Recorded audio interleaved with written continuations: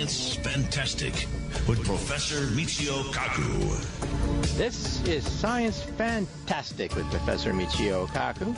On Science Fantastic, we profile the amazing, jaw-dropping scientific discoveries which are revolutionizing our world and touching our lives. In this hour, we're going to talk about one of the most famous prizes in all of science and technology, the X Prize. Remember Spaceship One, the spaceship that went 70 miles into the sky, carrying pilots. Eventually, it'll carry tourists. Well, the pilot and the backers of the spaceship wanted to claim millions of dollars for the X Prize. And now the X Prize is awarding $20 million if you could put a small robotic package on the moon. And if you want to win $10 million, all you have to do is create a tricorder, something straight out of Star Trek. And with us today is Marcus Shingles, Chief Executive Officer of the X Prize, telling you how you can win $20 million by putting a package on the moon, $10 million by winning the Tricorder X Prize contest, and many other prizes. You know, Charles Lindbergh won a prize, and Charles Lindbergh helped to jumpstart aviation. Well, now we can perhaps use the X Prize to jumpstart packages to the moon, commercial exploration of outer space, space tourism, and also medical research a la Star Trek.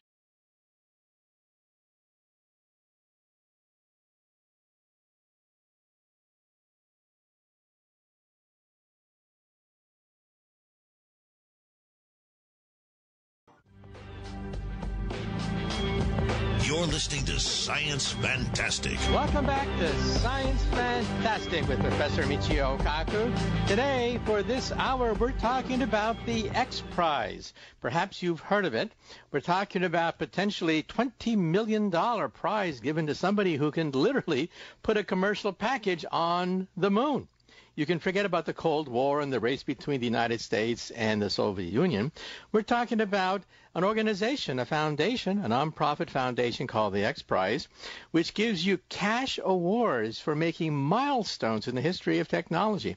Maybe you heard about the Ansari X Prize, won by a team which was the first to carry 3 people to 100 kilometers above the Earth's surface twice within 2 weeks.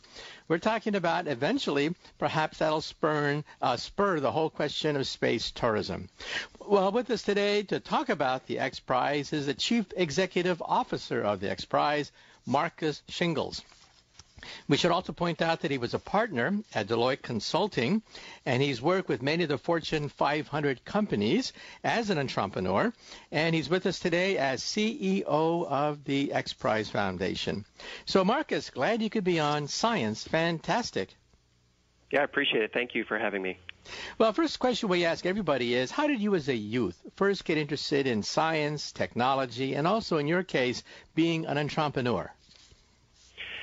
Well, yeah, I come from a family of professors, so it helped educationally to have I have a father who's a political science professor and a mother that was a math professor, both very involved in technology. At early stages, they sent me to computer camp, of course, back in the day, and I think my first entree to really understand the real power of science and technology was when I worked in one of my first careers was at the Kellogg Company in Battle Creek, Michigan. And I was actually in sales and marketing, but I knew how to program, I knew how to develop, I knew how to code. And I started to build software that I could use myself to help me do my sales and marketing administration, analysis, analytics, data.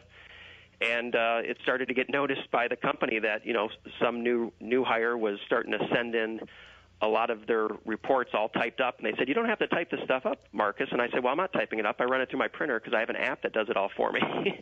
And so that kind of started my thinking that, technology is really, the more you know about STEM, the more you know about technology, about the science, about coding, about development, it just creates unique career paths for you that really differentiate you, and ended up building a lot of technology that the company started to use, and launched that career into a consulting career at Ernst & Young. For a while, I was an entrepreneur for about 7 years, and then, as you indicated, I just I left Deloitte Consulting as a partner there, where I led a practice that was focused on very disruptive technologies, artificial intelligence, 3D printing, advanced robotics, biotech, nanotech, quantum computing, these field of technologies we call exponentials, and how do large corporations use them to solve big business problems or opportunities. And then the switch to XPRIZE was that same logic and the same thinking, but to solve grand social problems using very innovative and progressive means and exponential trends in technology. Okay, now tell us about the XPRIZE itself. It got a lot of publicity when Spaceship One, a privately financed spaceship, went, I think, 70 miles into the atmosphere and came down successfully. So tell us a little bit about the XPRIZE itself. Yeah, I mean, a lot of the legacy and the history of XPRIZE with folks like Greg Marinak and Peter Diamandis. Peter Diamandis is the executive chairman and founder of XPRIZE. I was honored to take his role as CEO not too long ago. I've been working with Peter for years. Peter had this vision that he wanted to get into space. He's got 2 degrees from MIT and a doctorate degree from Harvard, a medical doctor, but he didn't want to be a medical doctor. He wanted to be an astronaut. He kind of did the medical doctor thing and got the degree from Harvard to please his family, his parents. But he always wanted to go to space. But then he realized he doesn't have the right profile to get into space. He's not tall enough. He's not, he just didn't. It wasn't going to happen for him. So he wanted to get there, and he's a very determined person, a very brilliant mind. And he said, you know what? He read this book about Charles Lindbergh crossing the Atlantic, and that was to win a prize. I think it was a $25,000 prize that was offered by a wealthy individual, and so he did that to win that prize, and history was made.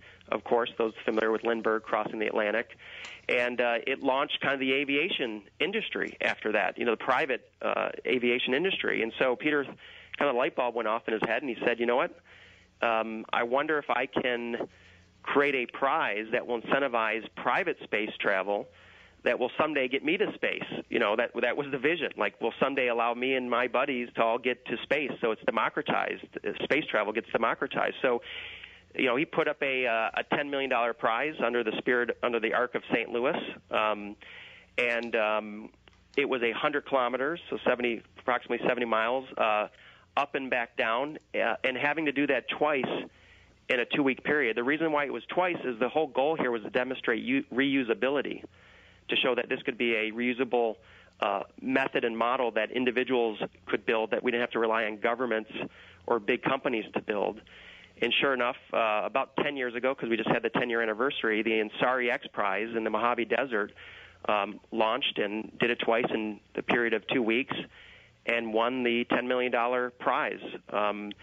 Richard Branson and others were at the winning ceremony investing in the winning teams, which led to a lot of what is considered the private space industry today.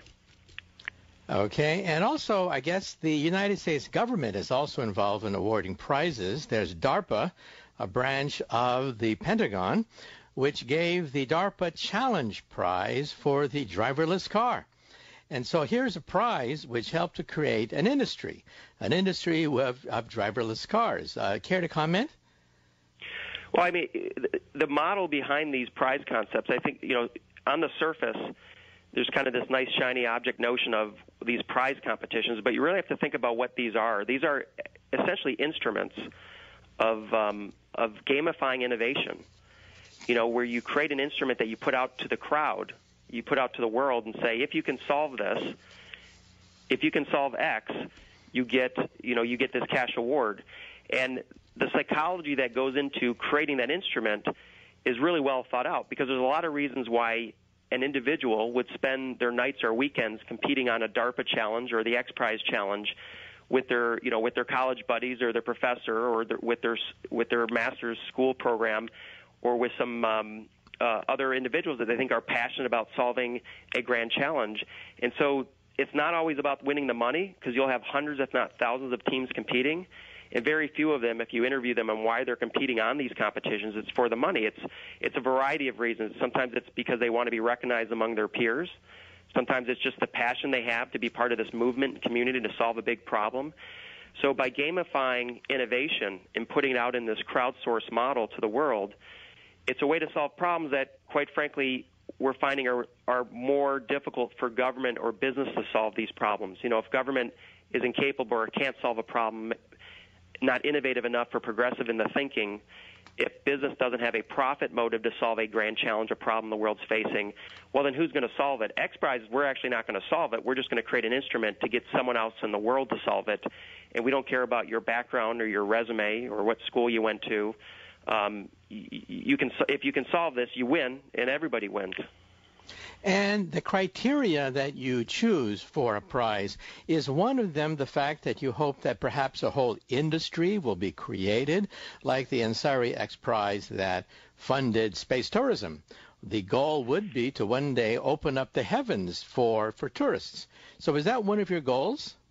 Yeah, you know, it's to show the world and to show other stakeholders that there's a there. Right, so with the Ansari X Prize, this was in the time that Peter launched this. It was because NASA and others were kind of rolling back their space programs and making these announcements. So there was this void, like who is going to be the innovators, who's going to be the progressive thinkers, the pioneers of space as it starts to look like budgets are being cut.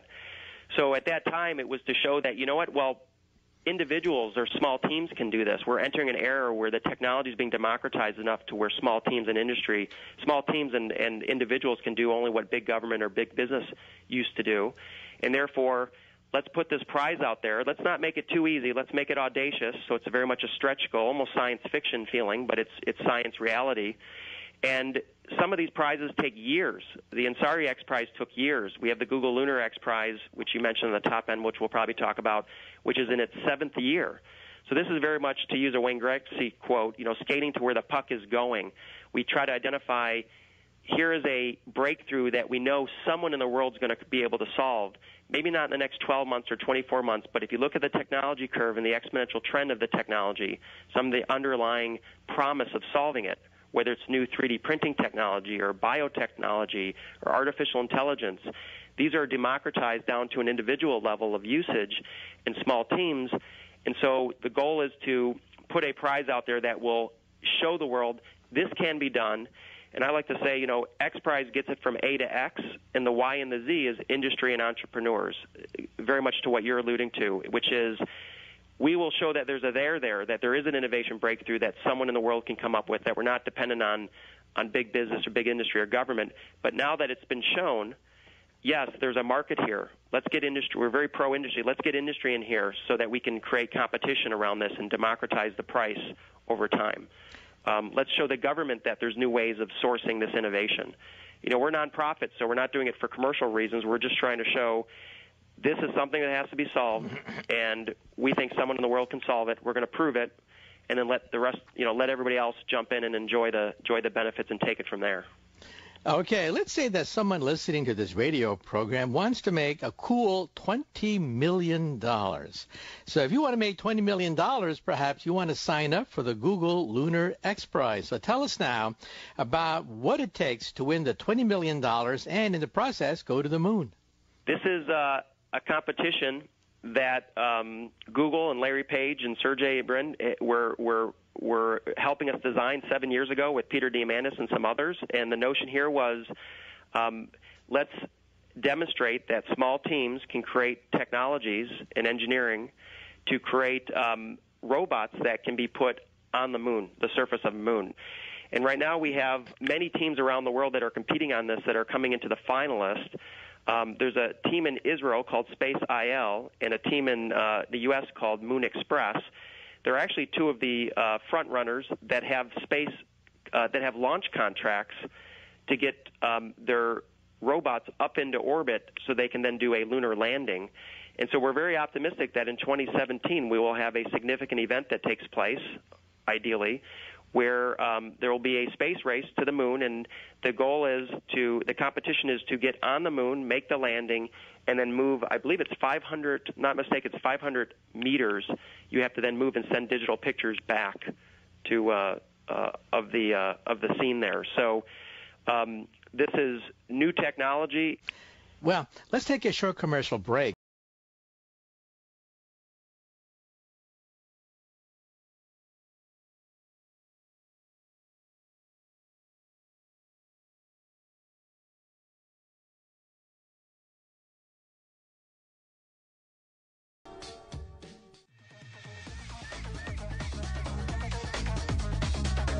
You're listening to Science Fantastic. Welcome back to Science Fantastic with Professor Michio Kaku.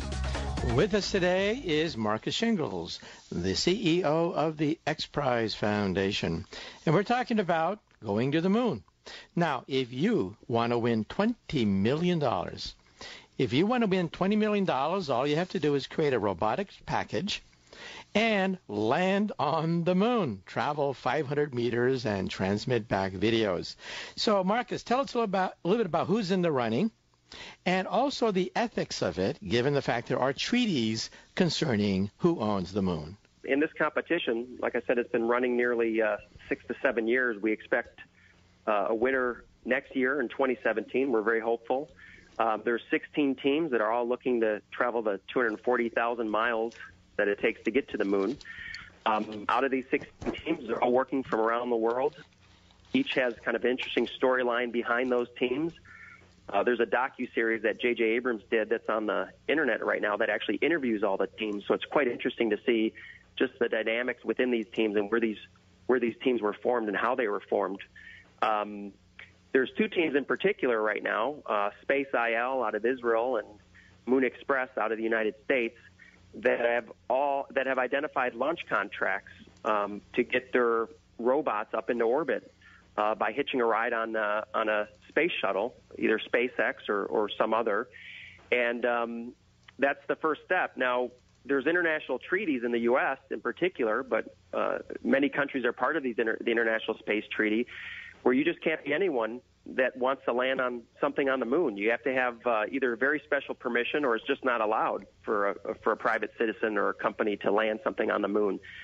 So in the last several years that there's been work done by the teams themselves as well as by X Prize to actually work with regulatory framework, work with the U.S. government in the U.S. in particular around how to create avenues in which it will be permitted to have this competition play out next year. So there's been a lot of progress in that regard from the teams themselves, actually working and lobbying. And so we're very hopeful that not only will it happen, but it will be an event that won't get anyone in trouble. It'll be something that the world can actually celebrate. Do you hope to create a new industry out of this? Yeah, so anytime we do an X Prize, domino can lift a lot of other dominoes. So, you know, the technology that it takes to win this X Prize not only demonstrates and inspires people, just like any time we do something within space, but it also is working on technology that will allow remote robots to access, heavenly bodies outside of the Earth. So whether it's an asteroid, whether it's the moon, there's a lot of hope and promise with exploring these other celestial bodies that are around the planet Earth in a way that allows us not only to explore them, but in the case of asteroids, mining asteroids for things that we need for our species, and just the whole exploratory notion of looking out into space and having ways to get there, whether it's in person or whether it's through a robot, and to explore. Okay. Now, also, tell us a little bit about the Tricorder X Prize, a $10 million competition to create something out of Star Trek. It, again, has been running for years. That's usually the horizon for these competitions when you're trying to solve a big innovation breakthrough or a grand challenge. It usually takes years. The Tricorder Prize is 312 teams that had registered from over 38 countries. There's 29 final competing teams that are from 9 countries, and we're down to the 7 final teams. So it's pretty exciting. I'm actually in San Diego as we speak to meet with the Qualcomm Foundation and Paul Jacobs, the executive chairman and CEO of Qualcomm, because he's the sponsor of this X Prize and the $10 million. And the objective here is to develop a device that will be a tool that's capable of capturing key health metrics and diagnosing a set of 12 diseases from the palm of your hand.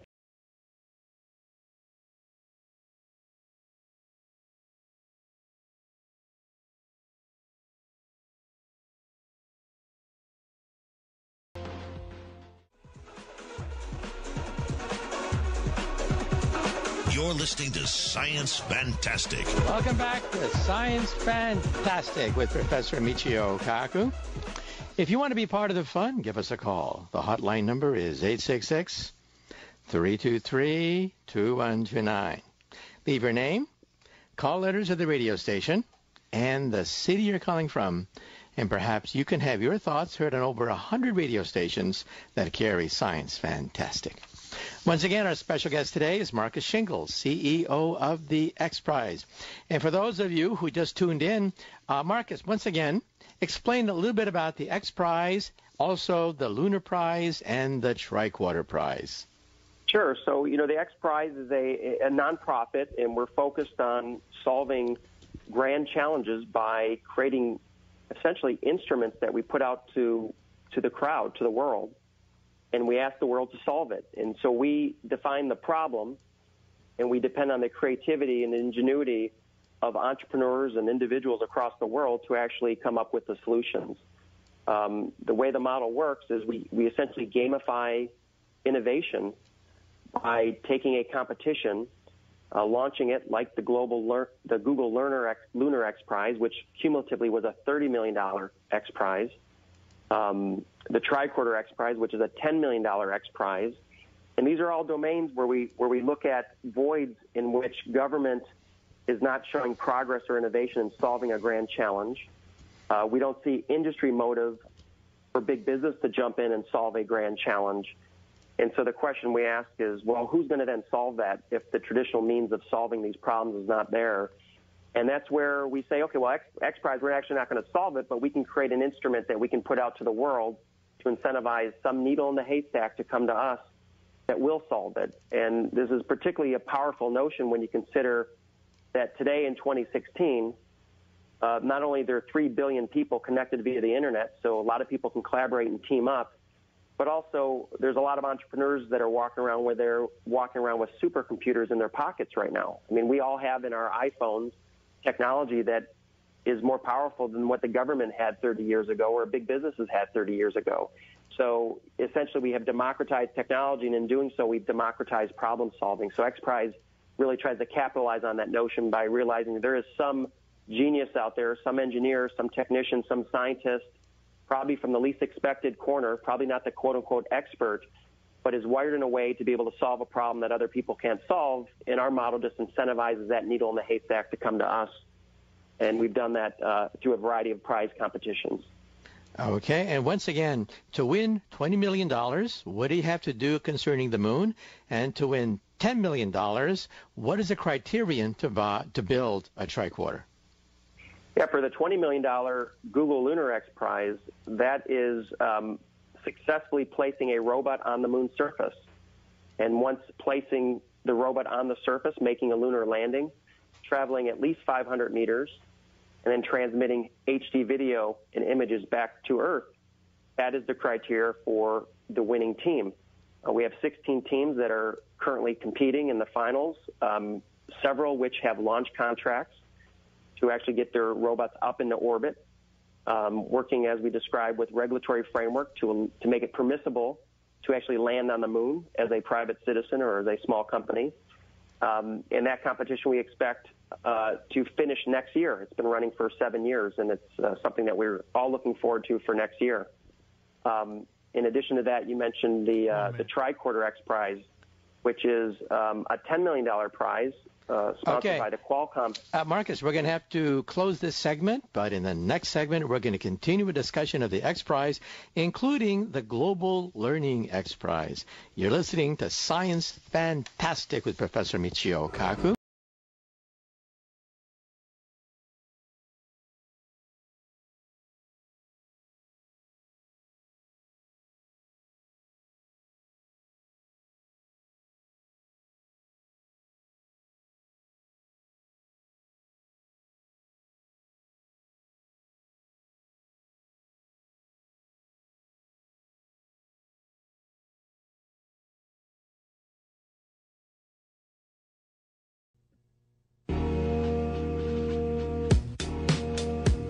You're listening to Science Fantastic with Professor Michio Kaku. Welcome back to Science Fantastic with Professor Michio Kaku.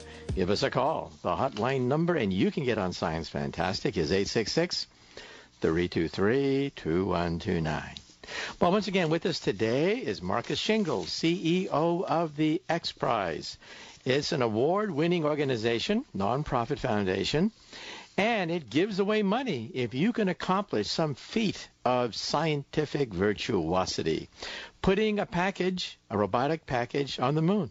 Creating something out of Star Trek, a tricorder. And Marcus, tell us a little bit about the Watson AI X Prize now. Yeah, the Watson AI X Prize we just announced a few months ago on the TED stage in Vancouver, and this is an X Prize that is interesting, too, because the amount of teams that can compete on this X Prize is significant because it's dealing with a technology that is down to the individual level. So it's dealing with artificial intelligence. So we had over 3,500 teams that had pre-registered, which is significant. And the objective here is to develop technology around artificial intelligence that shows the real value of AI in solving grand challenges, solving problems. So it's the partnership between people and AI to solve some of the world's biggest problems, and that's the basis for the competition.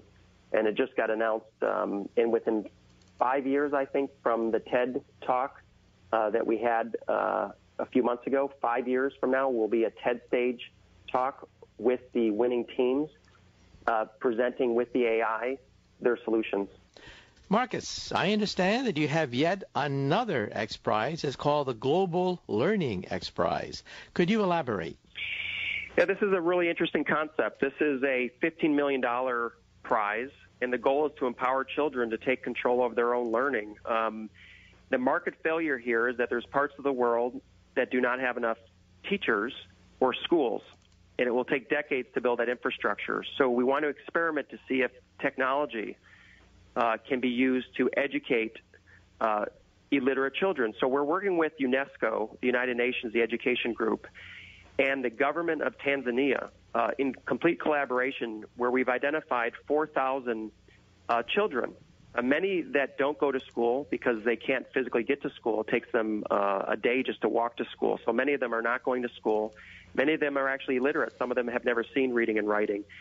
And we're working with these 4,000 illiterate children or children in Tanzania and the government to create, first, give them electrical power.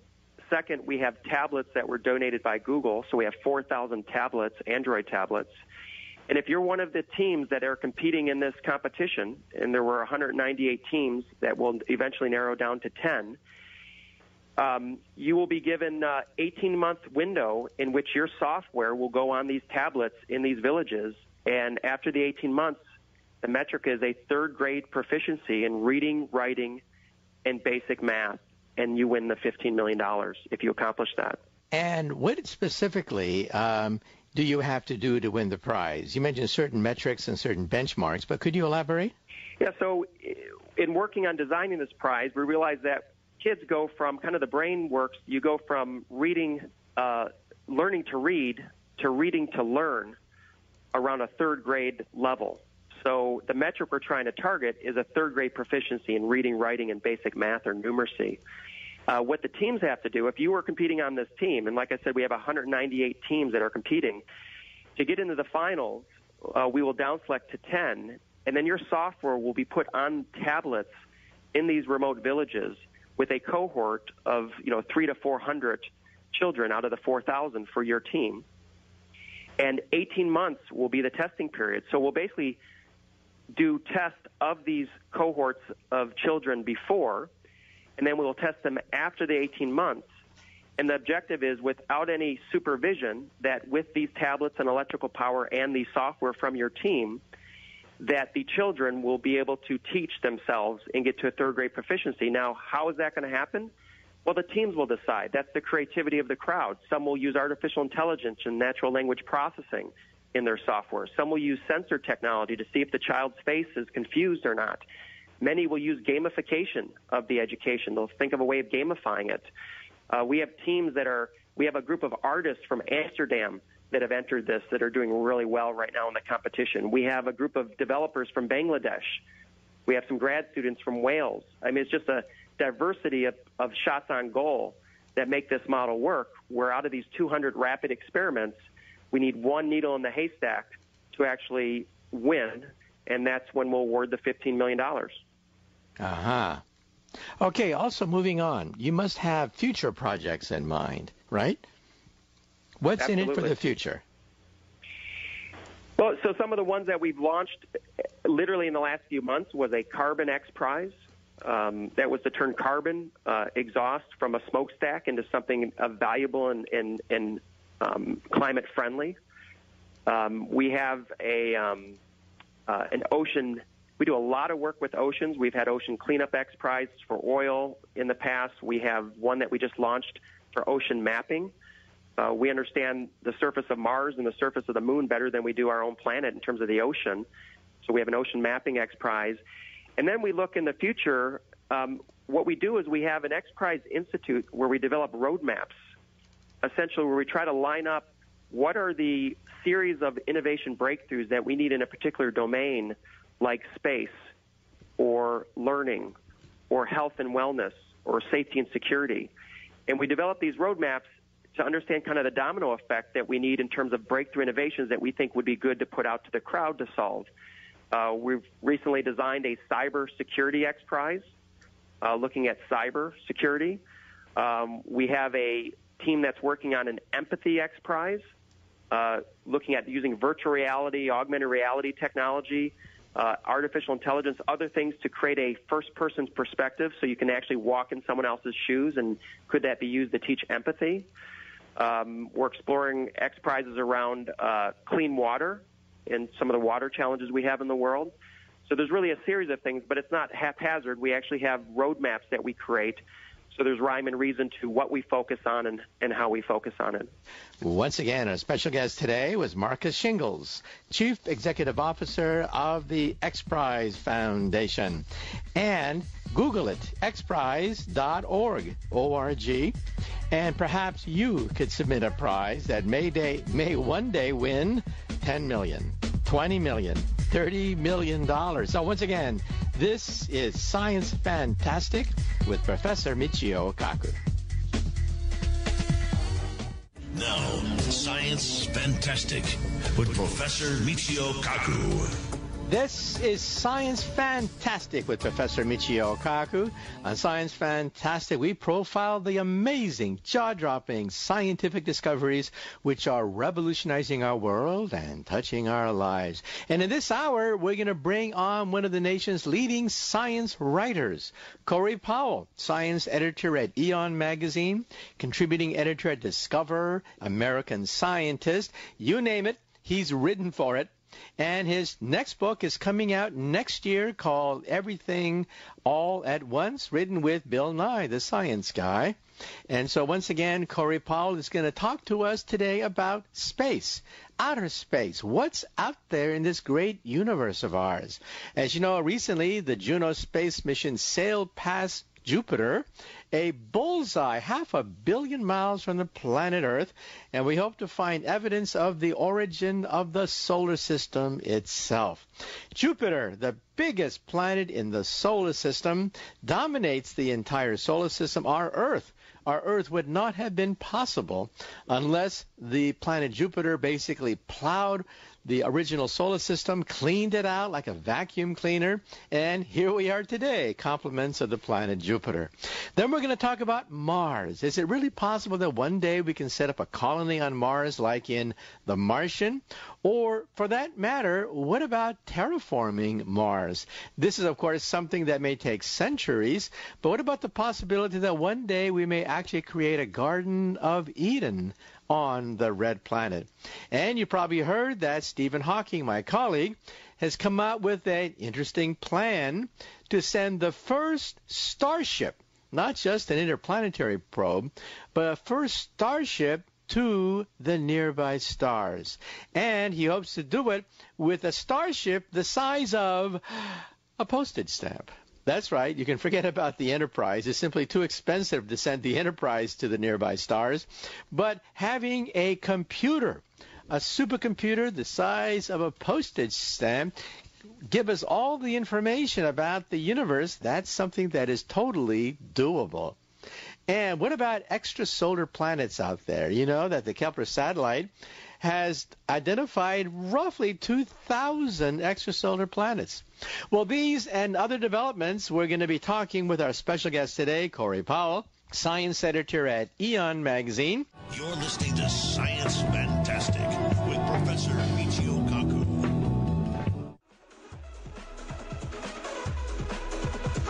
Here is Professor Michio Kaku. Welcome back to Science Fantastic with Professor Michio Kaku. In this hour on Science Fantastic, we're going to bring on our special guest today, and we're going to leap into outer space with Corey Powell.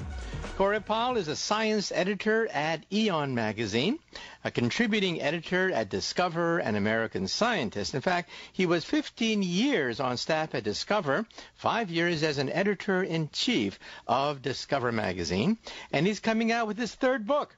His third book with Bill Nye the Science Guy, called Everything All at Once, which is going to be published next year in May of 2017.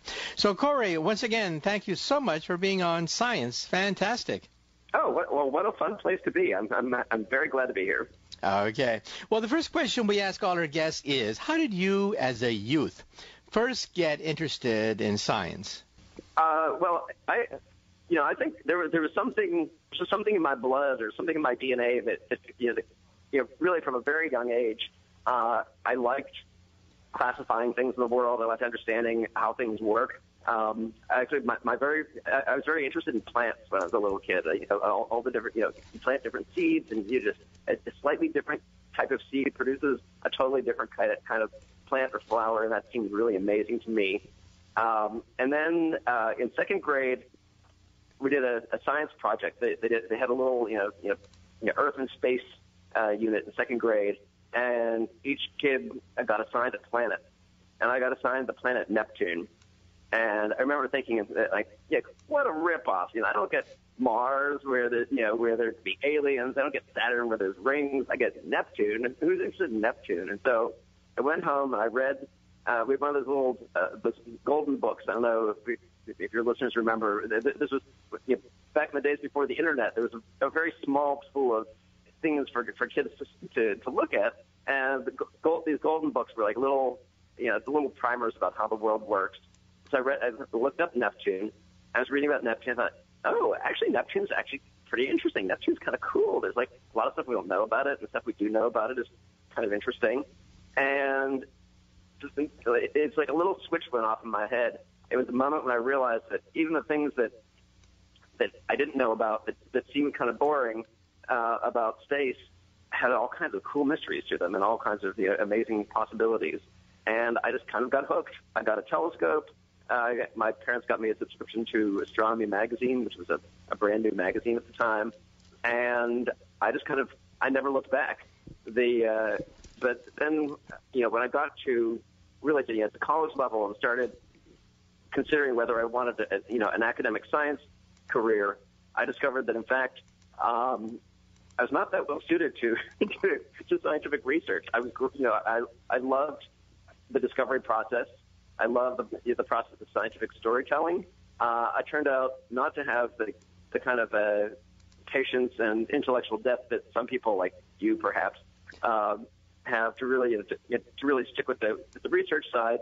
But I discovered that I was actually quite good at kind of communicating the scientific discoveries and kind of acting as a conduit between the research community and the larger world.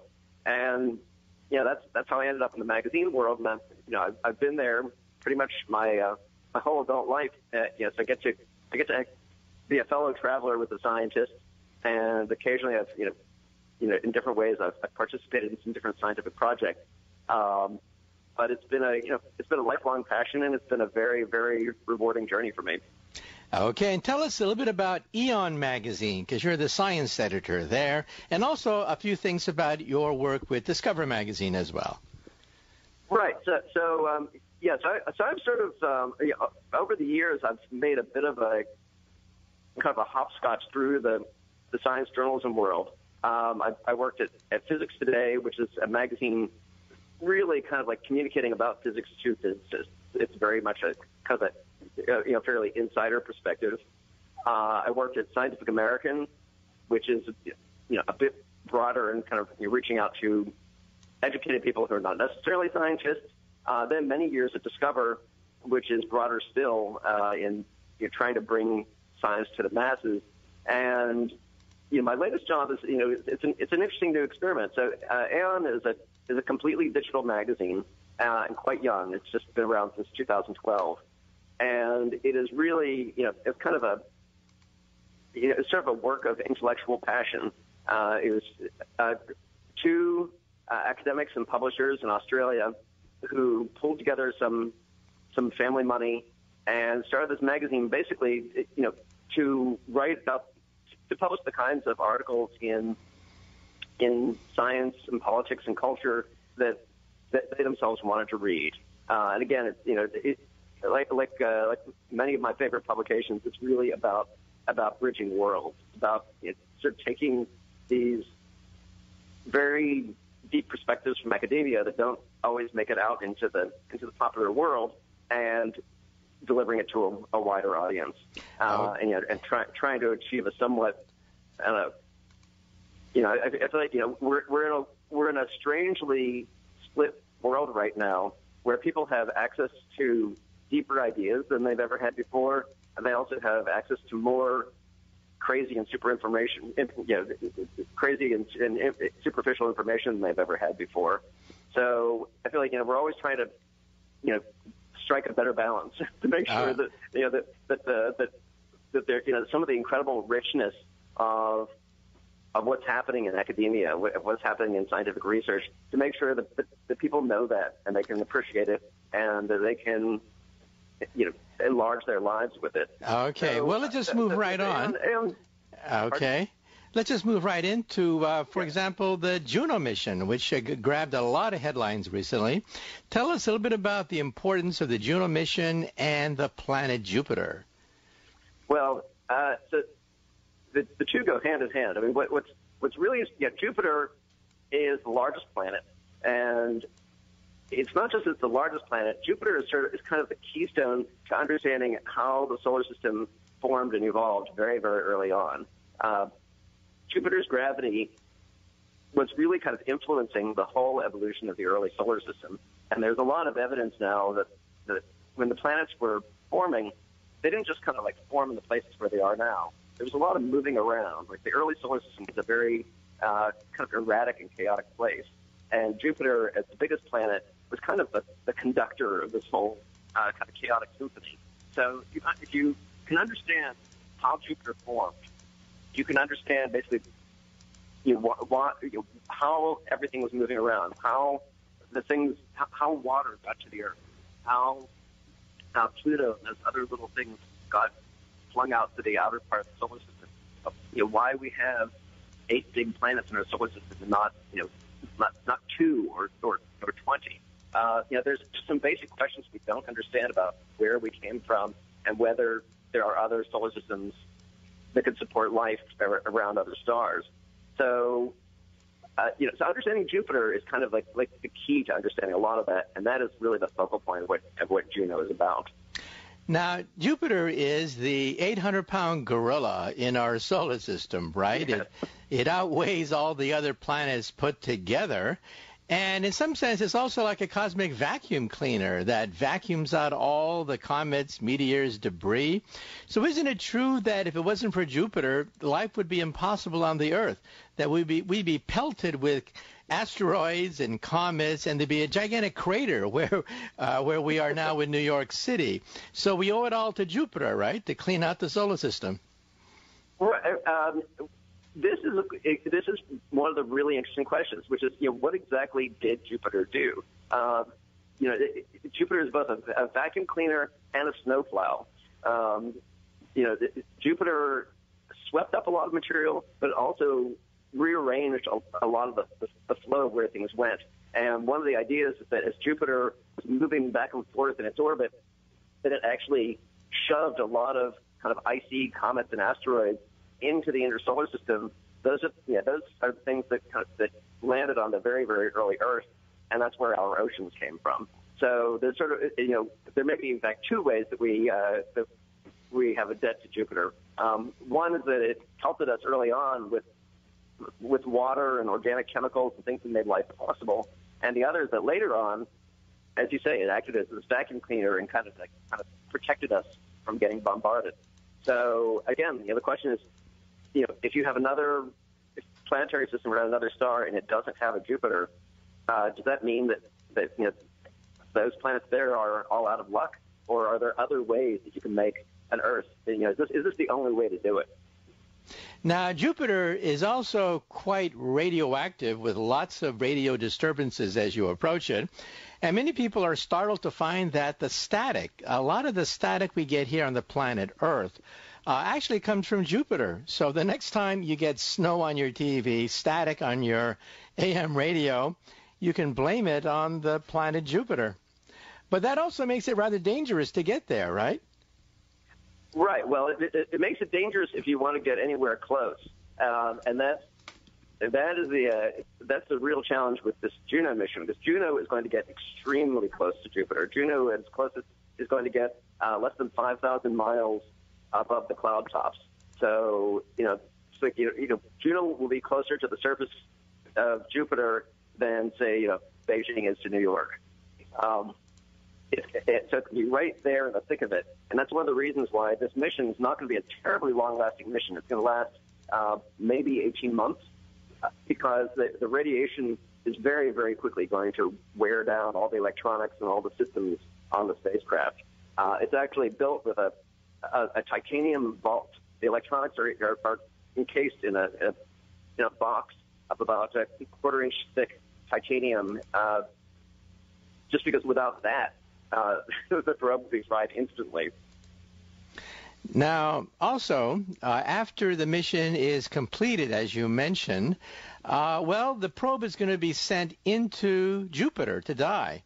Now, the previous mission, the Galileo mission, was also sent into Jupiter to die. But some people said, well, it's not sterilized. So even though, of course, most of the germs are going to die on the way to Jupiter, is it such a good idea to send probes crashing into other extraterrestrial bodies that have our germs on them? What are your thoughts? Well, what happens is you have to make trade-offs of, what you want to learn versus how careful do you want to be about not disturbing things. I think the likelihood that there is life on Jupiter or in Jupiter, based on everything we know, the likelihood of that is pretty low. And when you're talking about crashing into Jupiter, you're talking about basically turning this irradiated spacecraft into a flaming meteor. I think the risks you're talking about are pretty low. I mean, that said, the reason that we're crashing it into Jupiter instead of just kind of leaving it there in orbit is that if it stays in orbit, there's a chance that eventually it would crash into the moon Europa. And moon Europa is a place where we do think there's a good chance of life. And you definitely do not want to be crashing into a moon that's it's icy, it has an ocean. It's a place where if there are any Earth germs that manage to survive on that spacecraft, Europa is a much more worrisome place to contaminate. So at some point you make your choices of as soon as you go out and explore, there's some risk of contamination. You just want to do the very best that you can. And speaking about the Europa mission, right, wasn't it the Galileo mission that first began to seriously focus interest on whether or not life might exist on an icy moon of Jupiter? So explain to us, how is it possible you could have a liquid ocean underneath the ice cover of a moon that is millions, billions of miles from the stars? This has certainly been one of the most exciting discoveries in planetary science over the past 20 years or so. Starting with Galileo in the late 90s, realizing that water is not a scarce thing in the universe. Once you get out to Jupiter and beyond, almost all the moons of the giant planets contain a lot of water. But the thinking was always, these are little worlds that are frozen solid. There's nothing interesting or dynamic about them. But it turns out they have they have gravitational interactions with each other. They're always kind of pushing and pulling at each other. And what happens is, that it creates friction. It's like, it's like if you just kind of like squeeze a piece of silly putty or something and it warms up. These moons are expanding and contracting. They're getting what's called tidal heating. They get warmed up inside. And what we're realizing now is that a lot of these moons, a lot of the small icy bodies have oceans inside. Europa has a big ocean inside. Saturn's moon Enceladus has a giant ocean inside. There's now actually pretty good evidence that Pluto has an ocean inside. And that means, if you're looking for liquid water as a place to look for life, we used to always think, oh, well, you're looking for the Earth, another Earth. You're looking for, a planet that has continents and oceans and blue skies and it looks like home. But in fact, what we're realizing is most of the liquid water in the solar system, and probably most liquid water in the universe. Corey, we have to take a short commercial break, but after the break, we're going to talk about Mars and the exploration of the red planet, and one day will we go to the stars. You're listening to Science Fantastic with Professor Michio Kaku.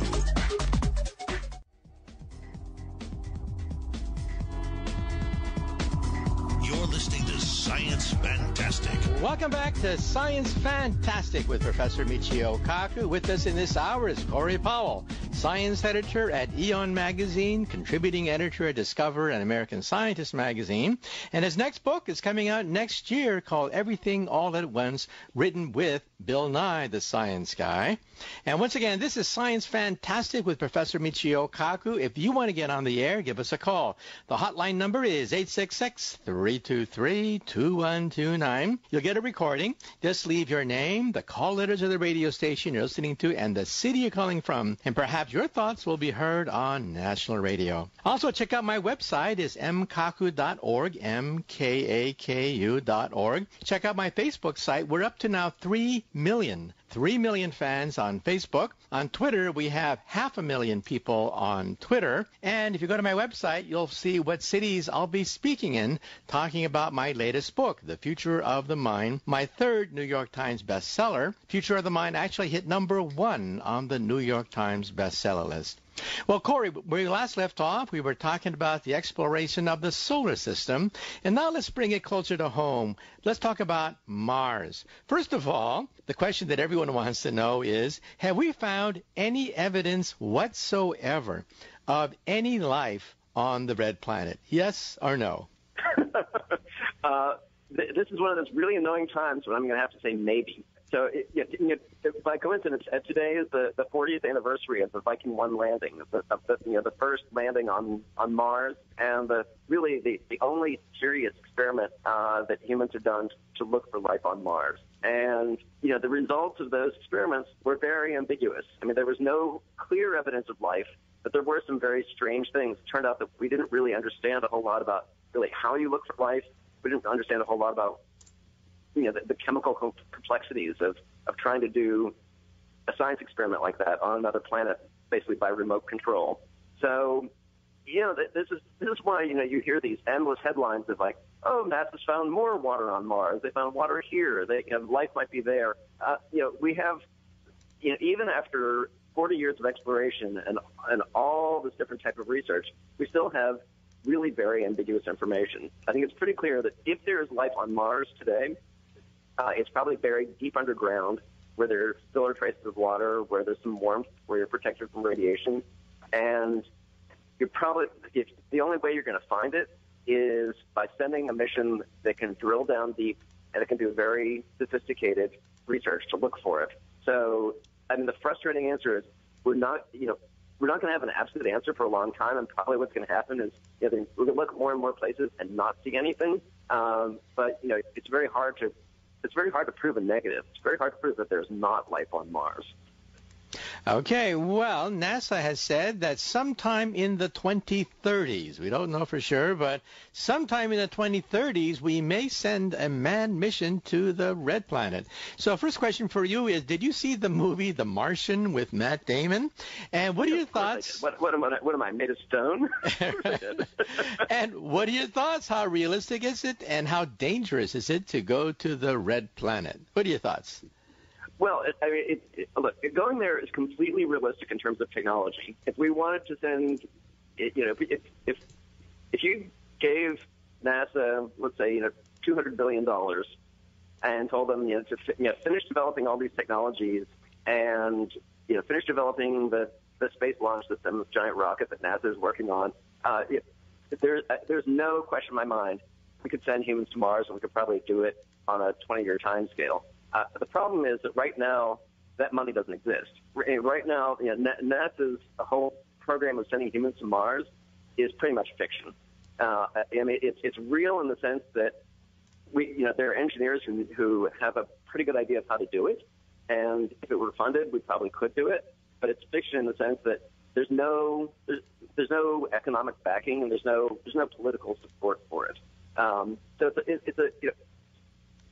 I think in all likelihood, somebody like Elon Musk, who can do it using his own resources and do it because he wants to do it, is actually much more likely to be sending humans to Mars than NASA is, not because they don't have the technology, but because they don't have the will, they don't have the political support. Okay, and speaking about Elon Musk, the billionaire behind PayPal, behind Tesla Motors, and behind SpaceX, Elon Musk has been making headlines. First of all, he said that perhaps one day, in order to make a paradise out of Mars, we should nuke the ice caps, put hydrogen bombs there, so I'll ask you about that. And the other question is, well, he said that if NASA won't do it, he'll do it, that he'll send a probe to Mars. This is Science Fantastic.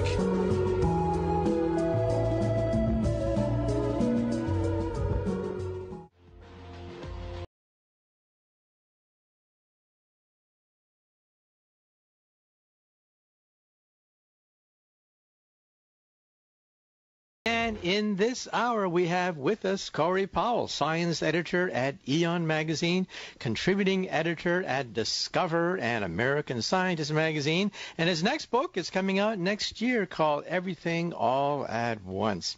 Well, Corey, where we last left off, we were talking about Mars. So, well, what are your thoughts? Of course, science fiction writers talk about one day terraforming Mars, that is, making a Garden of Eden out of the red planet. We even had on our radio waves Robert Zubrin, the founder of the Mars Society, who even has a plan to create a Garden of Eden on the red planet. But what are your thoughts? You think that Mars is ripe for colonization, or do we have to wait a few generations? Let me break that into two questions. Mars is ripe for colonization? Absolutely, no question. Mars is ripe for terraforming? Not anything close to where we are right now. I mean, I think terraforming is a really fun idea to think about. But let's think about that. We're doing terraforming on Earth right now. We're emitting greenhouse gases. We're doing things that are altering the global climate. Just trying to take control of that process and make sure that it doesn't run out of hand. We're not doing a very good job of that with basically every nation on Earth having a very strong interest in making that work. I think we're very, very far away from actually understanding how you would terraform Mars. But let me say, thinking about the idea of how to do it is actually incredibly important because you learn a lot in the process. Okay, and let's move even further into outer space to the stars. Well, if the Saturn rocket were to go to Alpha Centauri, the nearest star, it would take 70,000 years. So now I want to talk to you about evolution. It's actually a board game. Yes, it's a new board game you can play with your family, and it's called Evolution, the Beginning. A few months ago, I played for the first time. I must say I was a little bit hesitant at first. I wanted to make sure the game was not complicated. Dear old Dad must be able to play this game with the kids at Christmas. So I learned about the goal of the game, and it turns out to be very simple. Eat as much food as possible. To eat the food, each player takes turns creating and evolving their very own species. Evolution, the Beginning, is based on science. Your species must adapt and change in order to be competitive. Just like in life, the goal of evolution is to be the fittest. There are hundreds of ways to evolve your species, and the fun part is, it's up to you. Evolution, the Beginning is available now, only at Target stores. Just look for the big dinosaur on the box in the game section. It's science without feeling like science, and that's the fun. You'll find it all at Target stores. Evolution, the beginning. So let's take a short commercial break. And after the break, let's talk about an idea circulated by Stephen Hawking and others to send the first starship to the stars. This is Science Fantastic.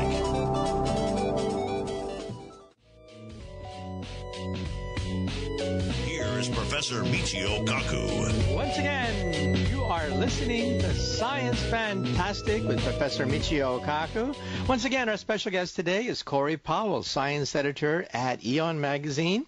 Well, Corey, as you know, my colleague Stephen Hawking made headlines once again by saying that we should go to the stars, not just out to Pluto, but way out there to the stars using a starship, not the size of the Enterprise, but a starship the size of a postage stamp. So could you elaborate? First of all, let me say, I think this is actually one of the most exciting ideas in space exploration right now. So I'm glad to have a chance to talk about it. I mean, the idea is, the entire history of space exploration, really, the entire history of rocketry going back 1,000 years into the early rockets in China, it's all been based on this idea that basically, you light some chemicals, the flame goes out a little nozzle, and it makes you move. It's a great concept that's very limited and very primitive in a lot of ways. The idea that Stephen Hawking is promoting is a thing called a laser light sail.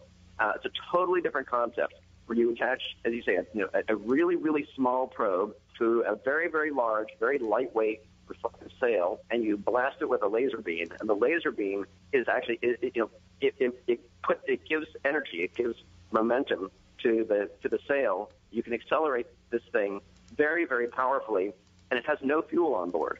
Basically, you have a laser that's on the ground, or maybe it's in orbit or on the moon, but the laser stands still. You're just zapping the spacecraft. The spacecraft, you can accelerate it to, in principle, 5, 10, even 20% the speed of light, to 1,000 times faster than anything we've ever built before. Okay, now let's talk about, some of the downsides of the idea. In order to propel it, you need a laser bank capable of generating 100 gigawatts of power. That's 100 nuclear power plants. That's a lot of nuclear power plants aimed very precisely at a postage stamp.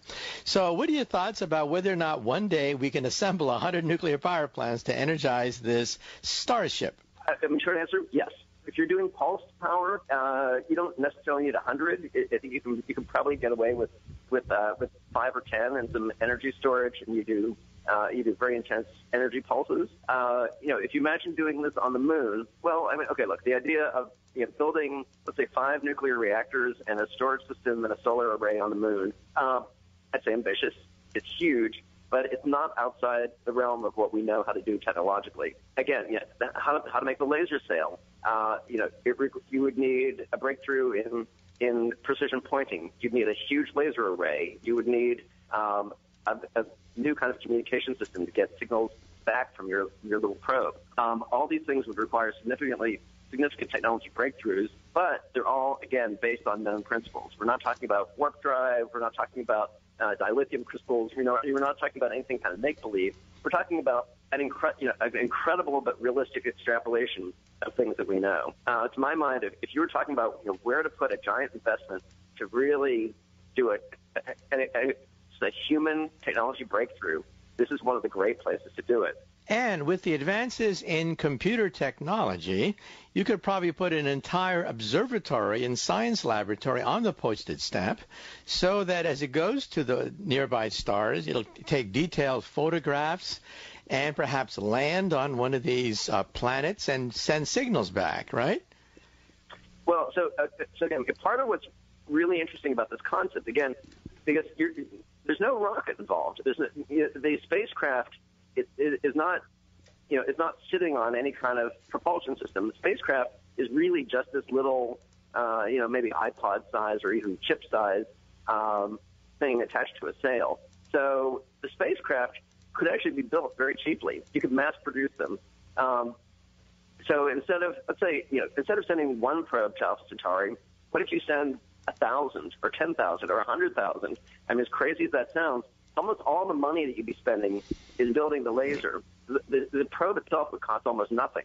So you would be sending out giant clouds of spacecraft in different directions, and one of them fails, it doesn't matter. If one of them misses its target, it doesn't matter. It's a completely different way of thinking about space exploration. And you know what? And if it turns out that it doesn't get you to another star, the same technology would be incredibly powerful just for moving around through our solar system, for building like a space transportation network. So it's one of these things where, as far as we can take, every step along the way of the technology would be useful and would be a breakthrough. Okay, and let's also move forward and talk about what we may find with a starship that could then begin to reach the nearby stars. Recently, with the Kepler satellite and other sources of astronomical instruments, we've been able to detect all sorts of bizarre planets circulating around other star systems, right? Triple star systems. Can you imagine 3 stars in a system with planets going around it? Originally, didn't people think that was beyond natural law? Let me tell you, almost everything that we've discovered over the past 20 years of looking at planets around other stars, almost every step along the way, what we've seen is something that the theorists said was impossible. I think this has been a very humbling experience because you think about how does a star make a planet? It's basically, you just have gas, dust, and gravity. It's just the stuff swirling around, and then some of it falls into the star, some of it makes planets. In theory, the physics of that should be pretty simple. But then the reality of, what does a planet look like? Where can planets be? Which planets could support life? Almost every idea that we had about that, almost every answer we had about that turned out to be wrong. When you actually go and look, there are Jupiter-sized planets orbiting closer stars. There's stars around planets around triple stars. The universe is full of surprises. Okay, Corey, but unfortunately, our time is up. Once again, our special guest today has been Corey Powell, science editor at Eon Magazine, also contributing editor at Discover, American Scientist, and we'll watch for his latest book coming out next year. It's called Everything All at Once, written with Bill Nye, the Science Guy. So, Corey, once again, thank you so much for being on Science Fantastic. Oh, thank you so much. The time flies when we're talking about these things. Right. You're listening to Science Fantastic with Professor Michio Kaku. Now, Science Fantastic with Professor Michio Kaku. This is Science Fantastic with Professor Michio Kaku. And Science Fantastic, we profile the amazing, jaw-dropping scientific discoveries which are revolutionizing our world and touching our lives. And in this hour, we're going to talk about medicine. We're going to talk about the ethics of medicine. With us today is one of the nation's leading bioethicists. His name is Dr. Arthur Kaplan, professor of bioethics at New York University. Graduated from Brandeis University, got his PhD at Columbia. He's authored 30 books and 600 research papers in the field called bioethics. Bioethics is the merger or the boundary between biology and medicine on one hand and ethics and politics on the other hand. I first heard about Dr. Arthur Kaplan in the controversy about gene therapy. Is it possible that one day we can change our genetic heritage, eliminate fatal genes, for example? If you are Caucasian, you have to worry about cystic fibrosis. If you're African American, you have to worry about sickle cell anemia. If you're Jewish, you have to worry about Tay-Sachs. Is it possible that one day we can actually alter our genes to eliminate the 5,000 genetic diseases which have haunted the human race since the dawn of humanity? Or, for that matter, what happens if someone misuses it? What happens if people use gene therapy for cosmetic reasons, just to be prettier, or to have an advantage in school, to be smarter and have better powers of concentration? Or athletes. Should we allow athletes to genetically modify themselves? Would you pay money? Would you pay money to see 2 teams of athletes just to find out who's better genetically enhanced and has more money to pay for the latest genetic treatments? I mean, we're talking about ethical questions now. Who pays for this research? Who benefits from this research? And what does it mean If one day there are renegade genes that we cannot control that enter the black market, we can't control the drug market. What happens when illegal genes start to enter the black market? You can spread illegal genes simply by the internet. You don't even need to have drugs that are easily picked up using blood tests. So all these things comprise something called bioethics. And today we're going to talk about the Zika virus. What's behind it? How bad is it? Should the Olympics be canceled as a consequence? And what should the average person do faced with the Zika virus? We're going to talk about sperm banks. Have you heard about the scandals involving sperm banks, which are largely unregulated? That is, one person with schizophrenia disguised the fact that he had schizophrenia, and his sperm was used on many women. Only later they found out that his biography was bogus, and it's not regulated. Or for that matter, look at all the anti-aging creams that you get in a drugstore. You may say to yourself, well, this is snake oil. Why doesn't the FDA regulate it? Well, it turns out it can't. Believe it or not, these anti-aging creams and potions, perhaps they're all fake, all bogus, but they can't be regulated because the FDA doesn't have the power to do so. And we'll also talk about cancer research. Did you know that there's some real, honest-to-goodness breakthroughs that are reproducible, testable, falsifiable, breakthroughs that have met the standard of science? Immunotherapy, actually boosting the immune system of the body for real. Of course, there are a lot of bogus charlatans out there saying that if you eat carrots or whatever, you can boost your immune system to fight off cancer. Wrong. Now let's talk about how scientists can really boost the immune system. And then we find out the fact that cancer is just not one disease. It's perhaps hundreds, thousands of different kinds of diseases. You realize the human body has about 200 different kinds of tissues. Each tissue in turn can be mutated hundreds of times.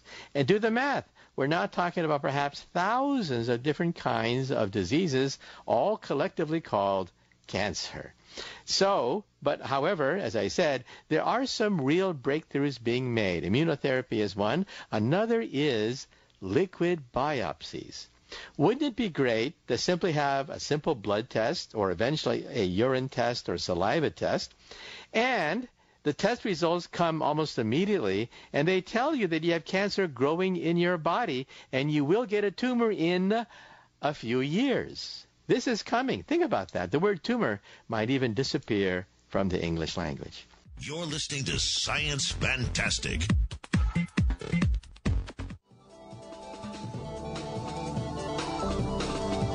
You're listening to Science Fantastic with Professor Michio Kaku. Welcome back to Science Fantastic with Professor Michio Kaku. In this hour, we're going to be talking about some of the biggest stories in public health. And with us today, once again, is Dr. Arthur Kaplan, perhaps the nation's leading bioethicist. And he's the William F. and Virginia Connolly Mitty Professor of Bioethics at New York University. So today, we're going to be talking about the Zika virus. We're going to be talking about sperm banks. We're going to be talking about cancer research and all the headlines that you've been reading concerning medicine. So, Arthur, glad you could be on Science Fantastic. Thank you very much for having me. Okay, first question that we always ask our guests is, how did you as a youth first get interested in science? Well, it's interesting.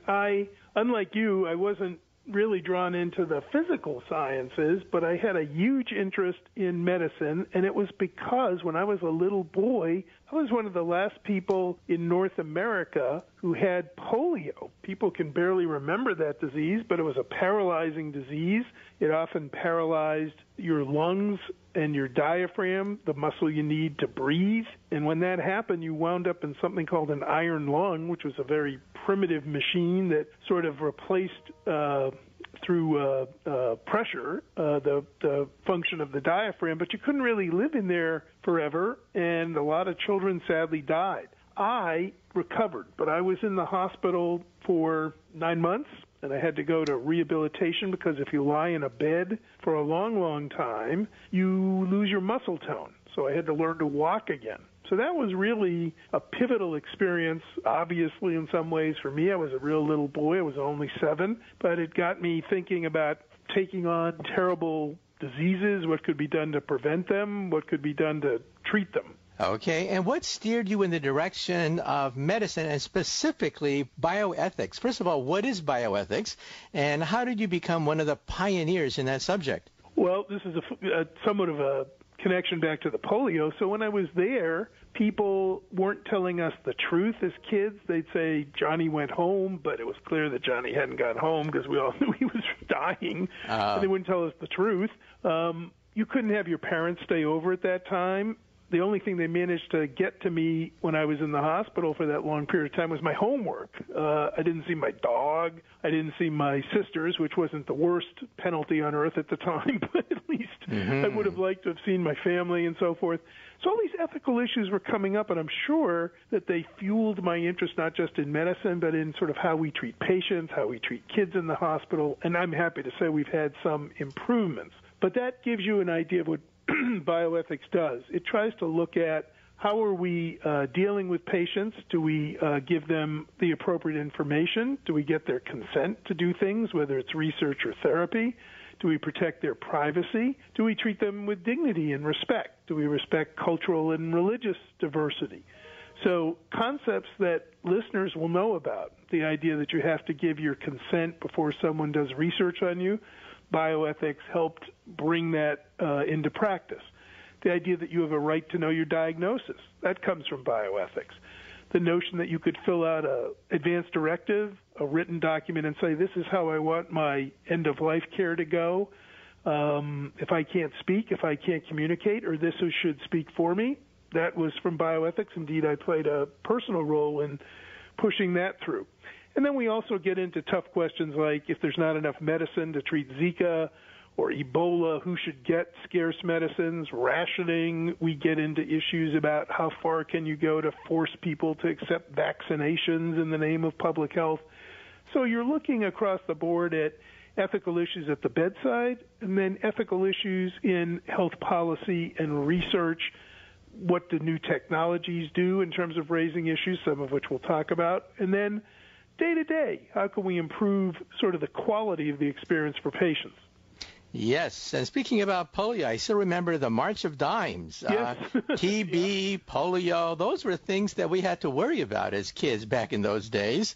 And the March of Dimes was very prominent in terms of raising funds to fight polio. It was one of the real first, what we would call today, crowdsourced things. No internet, no ability to do it online, but Roosevelt, who had polio, and other political leaders got behind the idea of raising money to take on the disease, and people sent their dimes in. And believe it or not, the March of Dimes Foundation is still around today. Polio hasn't gone away. The March of Dimes has moved on to some other diseases in North America. They deal with Down syndrome and genetic issues and other kids' diseases, but it's still here, and it's based on that foundation from the polio years of the 50s. Okay. Well, let's just jump right into some of the headlines of today. And one of the big stories, of course, is the Zika virus and the Olympics in Brazil. So first of all, what is the Zika virus and how dangerous is it? So Zika is a virus that basically can spread through mosquitoes. Sometimes we call them vectors. And there's a subspecies of mosquito that carries both Zika, another disease that listeners may have heard of called dengue, and actually one called chikungunya disease. And these are viruses that get into our body by, as I said, the mosquito biting us. They get into our bloodstream, and then they circulate around. In the case of Zika, if you're a young fetus, the virus can affect your development. We've all seen those terrible pictures of kids born with small heads and deformed brains. This virus actually is somehow capable of getting into the brain itself, which is unusual, but it's a very small and aggressive virus. And Zika can also be spread sexually. So sexual transmission is definitely possible, a little bit like AIDS. It's not a virus that mutates quickly, so maybe we can get a vaccine for it, but we don't have one yet. Okay, and of course, the Olympics are in the news, and the question is, well, first of all, is it a good idea to have the Olympics and have literally millions of people go to the epicenter, or one of the epicenters of the Zika virus epidemic? Your thoughts? Well, let me plug an idea here. We just put up a guide to travel to the Olympics, and if people want to see it, they can go to NYU Langone, Langone, Medical Ethics, and you'll go right to the page, and they'll give you lots of information. But assuming you're not doing that right now, the answer is if you're of reproductive age, I'm not sure it's a good idea to go down there. It doesn't look like they're going to postpone the games or move them. That just isn't happening, so they're going to happen. As listeners know, some athletes have decided not to go. Some tourists, a pretty good number, have decided not to go. I think you're at greater risk if you're pregnant and a woman, or if you're trying to have a baby, because the babies suffer the most from Zika.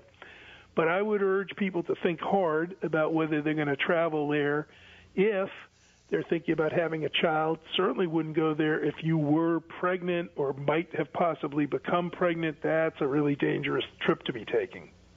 Now, some people say that the U.S. is basically perhaps a sitting duck for an epidemic because, of course, mosquitoes are found throughout the United States, especially in the South, and that's how they are spread. So what are your thoughts about how serious it could evolve into the coming years? So it's dangerous. There are probably 60 countries that have Zika. We've had a couple of cases in Florida. Certainly it's all over Puerto Rico. And here's why it's particularly troubling. Remember, the mosquitoes bite you, and then you can be bitten by other mosquitoes, and it sort of spreads around that way. Or there's this sexual transmission if you have the virus in you, and we know it lasts for at least weeks, maybe months, in people's bodies. One of the difficult problems is you don't really see the birth defects problem until 9 months later. So even with Zika breaking out in the U.S. and Puerto Rico, we're not going to see the results of that, the tragic results, for many more months because people won't have kids for a while, even if they've been bitten in the summer. Congress did something unethical. They didn't spend any money to prevent Zika. What you do is you want money to kill mosquitoes. You want to teach people how to put on bug repellent and make sure they do it frequently, wear long clothing, try to stay indoors. So there are things that can be done, but Congress decided in its infinite wisdom, no money for this. And I think that really is one of the great unethical public health decisions that's ever been made. Now, it seems that every week or so we discover new things about this virus. At first we thought it could be contained, it only affects certain populations. Now we realize it can be spread by sex and other means. So there could be other surprises out there, right? We're still in a learning curve. Well, we have to take a short commercial break, but after the break, I want to ask you about the future. I mean, could it really spread? Are there more surprises lurking concerning the Zika virus? And what should people do? Should people buy mosquito net, repellent?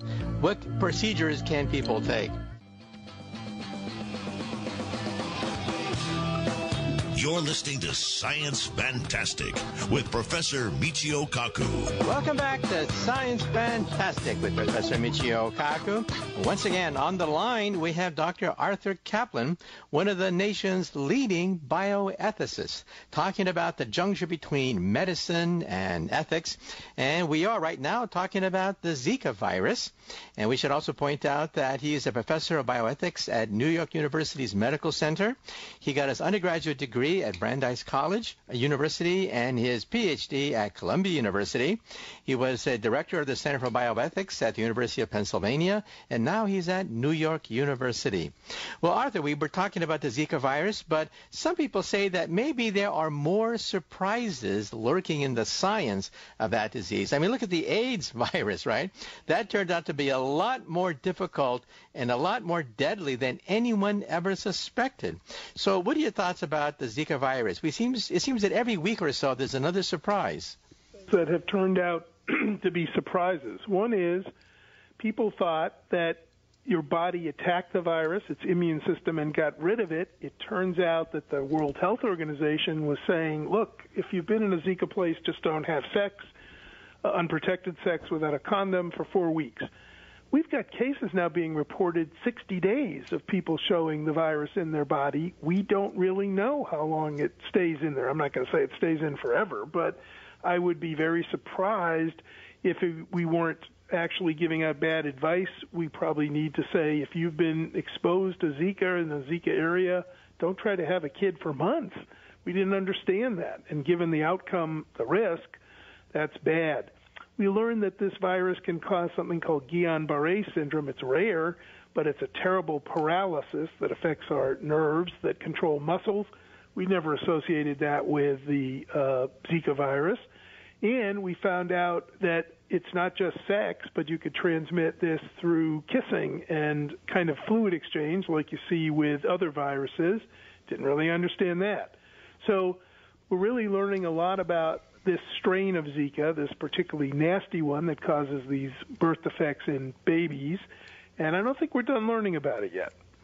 So in other words, there could be like walking time bombs out there, right? People that have been infected, but they think they're safe, but there they are transmitting the virus to all sorts of people, right? A little bit like Typhoid Mary, not showing symptoms, didn't know she was sick, but spreading the disease all over the place. And that's one of the real fears I have, is if you bring all these people to the Olympics in a place where there has been Zika, and there are clearly infected people, and they kind of have a party and maybe have relations with one another, then you're bringing it back to countries that didn't have Zika as they travel home.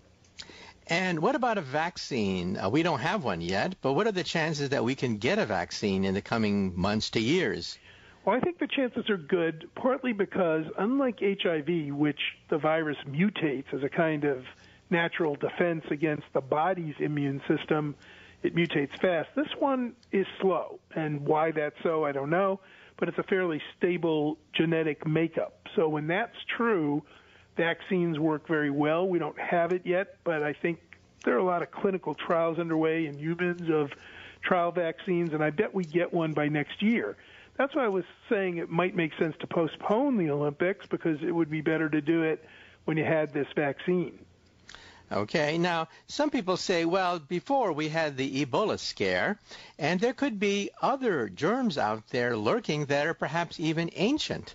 And perhaps they've been there for thousands of years, and only recently have humans begin to encroach upon their natural territory, which means that as humanity spreads into the jungle, into the savannas and what have you, there could be other diseases out there that will catch us totally off guard. What are your thoughts? Well, we're certainly getting more diseases moving out because humans are moving into places where animals are. I'm sure that's what happened with Ebola. I think West Nile virus, which used to be obviously in Africa, over here, again because of greater contact with wild places. But it's also transportation. You know, people get on planes, and pretty soon what used to be in one part of the world within 24 hours can be anywhere in the world. And that clearly is part of a transmission that occurred for Ebola. I'm very sure it's part of the reason that West Nile is here. I'll give you one disease we forgot about, an infectious disease that's old. It's our old friend, the flu. You know, remember we were all concerned, 4 or 5 years ago about pandemic flu, meaning just a rapidly spreading form of flu that's especially lethal. Well, that hasn't gone away. We're watching that virus. If it were to, again, undergo some further genetic changes, it could become more contagious and nasty. It's a virus that moves through poultry, sometimes through geese and wild birds, and they spread it all over the place. So we really need to come up with a vaccine there, but I kind of worry that we don't have the resources still to take on these particular public health challenges. Now, some people think that animals are actually one of the largest reservoirs of these hidden viruses. And, for example, the SARS virus, which caused such a scare in Asia. And, well, you can't get rid of animals, right? So we just may have to live with the fact that as humanity spreads, there are going to be more things jumping out of the forest. Well, we have to take another short commercial break. But after the break, I also want to talk to you about the controversy concerning sperm banks. How safe are our sperm banks? You're listening to Science Fantastic. You're listening to Science Fantastic with Professor Michio Kaku. Welcome back to Science Fantastic with Professor Michio Kaku. This hour, we're talking about bioethics. With us today is one of the nation's leaders in that field of bioethics, Dr. Arthur Kaplan, professor at New York University's Medical Center. He did his undergraduate work at Brandeis University, PhD at Columbia University, and he was the director of the Center for Bioethics at the University of Pennsylvania, and now he's at New York University. Well, moving into another subject, sperm banks, of all things, have been in the news. We had one story where somebody who was schizophrenic, his sperm was basically disseminated to quite a few women who were shocked to find that out. And we have other stories as well. So the question is, are sperm banks regulated? Are we going to find more and more of these scandals? Well, this is an issue I've been very worried about for decades. And the short answer to your question, Michio, is no, they're not really regulated. They do have rules about screening for infectious diseases, HIV in the sperm, but in terms of whether they keep good records, lose things, errors, and even when a sperm bank is bought and sold, because they are, whether they transfer all the materials and properly identify them, there are no regulations. So a lot of people go and they say, boy, I would like to get a sperm donor, and I think I might get a physicist and someone who's also a great chess player and someone who's a great physical specimen, and I picked them out of a book, and that's who I want to be my donor. Well, that's fine, except people's records in these sperm banks are about as good as 19th century grocery store inventories. That is, they might be written in pencil. There's no standard template. They're not even electronic. Whether that person told the truth about who they were when they were the donor isn't really checked. So a lot of people wind up getting donations that involve people with illnesses that are hereditary, and we've seen that in the story you mentioned and in others. Samples are overused. Everybody says, yep, I want the genius physicist who's also a great athlete, so they use the same sample again and again, leading to incest that is unknown because the children meet each other and they don't realize they have the same father. And I could go on, but it's really an area where we could use a lot more oversight and a lot tougher regulation, both to protect the people who use it and to protect their children. And speaking about regulation, every time you go to the drugstore, you're hit with all these anti-aging potions. Take 10 years off your face. Be young again. And you say to yourself, I mean, come on, give me a break. What are your thoughts? I would just say, if you want to live longer and you want to not age as fast, watch your diet and do a lot of exercise. I think that'll get you where you want to go with the best odds. You're listening to Science Fantastic.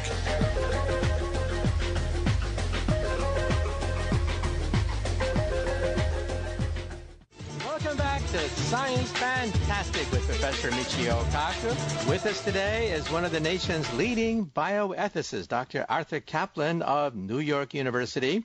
He's written more than 30 books, more than 600 papers in peer-reviewed journals. He got his undergraduate degree at Brandeis University, PhD at Columbia University, and now he's a professor at New York University. Well, we just had a discussion of what doesn't work, that is all these anti-aging creams that you get at the drugstore. I understand that it's difficult for the FDA to regulate them because they don't penetrate the skin. However, if they don't penetrate the skin, that means they don't work. Which means that they can only advertise their nonsense because it doesn't work. I think in anti-aging stuff for the skin, I think you're exactly right. It's like spreading fairy dust. You know, if it doesn't get inside any cells, it's not going to do anything. And part of the reason you can sell it is it doesn't get anywhere. In terms of other stuff, you know, stuff that you do swallow or eat, pills and other food claims, again, the FDA doesn't regulate food. They are restricted to devices and drugs and vaccines. That's what they regulate. And so they really just don't have any authority to go out there and say, this stuff is no good. By the way, there's also no control over what's in it. So whether it contains, you know, impure ingredients or dangerous stuff, nobody's watching. I saw an interview with a dermatologist who actually said there's only one ingredient which actually works in all the cosmetics, and that is moisturizers. because they seal in the water. I'll tell you one other one that works. Yeah? Don't go in the sun. Right. The absence that works of sunlight. very, very well. Right. Well, now let's talk about cancer because, well, there are therapies which do seem to work. Immunotherapy is getting a lot of publicity, and Vice President Joe Biden has even declared that we need a new moonshot, just like the Apollo program that put our men on the moon. What are your thoughts about the latest cancer research? Well, it's an exciting time in cancer research, and here's why.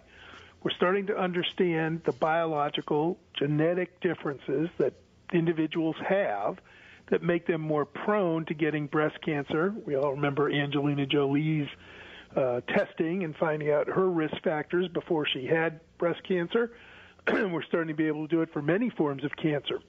In fact, we're also starting to understand that cancer has many forms. I'm ready to say it's probably a multiplicity of diseases that we've traditionally called cancer, but now we start to understand they have different mechanisms, different kinds of cells, different types of problems, and so we're probably going to have to diversify our understanding of what cancer is, that what's a melanoma is not the same thing as what's going on if you have a small cell lung cancer. So we're starting to understand what puts us at risk, but we're also starting to understand that these cancers make distinctive chemicals when they're in our bodies, and we have some tricks. Some drugs will target those chemicals, known as proteins, that the cancers make and then kill those cells without hurting the rest of our cells. Problem with chemotherapy and radiation is they kill everything, so that's why we have those horrible side effects. But the new generation of drugs says, there's a stealth little cancer cell. It's putting out a tiny amount of a very distinctive chemical. I'm going to go after that chemical so it just kills the cancer cell. What could be better than that? Precision. That's where the precision medicine idea comes from. And sometimes you can actually get the body's own immune cells to go after those same chemicals if you boost them. So all very exciting. We're seeing advances in diseases like multiple myeloma, terrible cancer, blood cancer that's horrible, really starting to get the ability to cure it. Starting to see progress in many, many areas of prostate cancer and other types of cancer. So that's the moonshot idea that Biden is pushing. The time is right. Unfortunately, again, Congress, too cheap. They only budgeted $1 billion. You know, it takes more than $1 billion to do something like get rid of all these forms of cancer. So while I'm not against the moonshot, I would say it's a little bit more like think of it like a single prop plane shot. It's not going to take us to the moon. It's probably going to take us a little bit, but it's not going to take us that far. Also, what's making news is liquid biopsies. That is a simple blood test that may one day indicate that you have cancer colonies growing in your body, maybe years before a tumor actually forms. Absolutely. This is incredible. So remember I mentioned these tiny little chemicals. Well, you should be able to get them out of your circulating blood, and they're a sign that, something's starting to go wrong, being able to pick that up. We don't have the liquid biopsy yet, but it's coming. It will be here, I'm going to say 2 to 3 years. I'll go out on a limb. Right, and perhaps it means that you can have an early warning system, right? Yeah. I mean, the drugs that we use now to treat a cancer, some of them are going to turn out to be very effective in preventing a cancer. So you will even see people listeners may have heard of cancer vaccines. Well, you probably could inject yourself with some immune boosters if you were prone to getting a particular kind of cancer and prevent the cancers from even getting a hold in your body. And what about immunotherapy? I mean, it's effective against certain forms of cancers, but not in general. But what are your thoughts about immunotherapy? That is boosting the immune system. So boosting the immune system, there have been all kinds of quacks and nuts who've run around saying, take this and it'll boost your immune system. People try to sell us stuff to do that for the common cold. Turns out the common cold is one of those viruses that mutates all the time. We don't know what the heck to do with it still. Still one of our toughest nuts. I wouldn't take an immune booster there. But for things like cancer, the body does try constantly to pick off new cancer cells, and they're actually forming in all of us more than we'd like to believe. That is, these incipient cancers get started, and then our immune system finds them. If you could get that system to be stronger, boost it or help it with drugs, or try to grow more of those cells in the body, I think we could find ourselves starting to be immunized against different forms of cancer. Okay, well, unfortunately, our time is up. So once again, Dr. Kaplan, thank you so much for being on Science Fantastic. And thank you for having me. And once again, our special guest today in this hour has been Dr. Arthur Kaplan, professor of bioethics at New York University, author of 30 books, 600 research papers, and he is one of the nation's leading authorities in the field called bioethics. This is Science Fantastic.